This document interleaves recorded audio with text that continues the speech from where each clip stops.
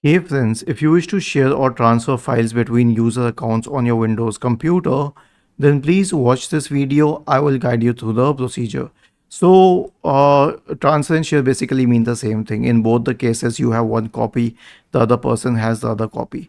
So if it is a small file, like it can be shared over email or some other platform, then right click on it, select share, and then you can send it to people through email, or you can send it to someone through nearby sharing. You can learn more about this option on our channel.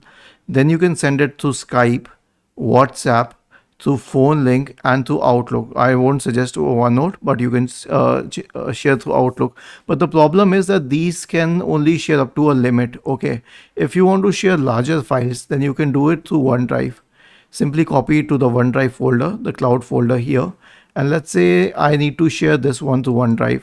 Right click on it and then select share. It's very similar, though the platform looks a little different. But first of all, I can make it public, and then I will simply set it to anyone with the link can share it. And then I can copy and paste the link. I can copy and send the link to the other person, and that person can access it. Alternatively, I can also share it through email, in which it will be uploaded to my OneDrive, but other people will also have access to it. Was this helpful? If yes, then please subscribe to our channel, and if not, then let us know in the comment section of the video on how we could help you further. Thank you for watching this video and have a nice day.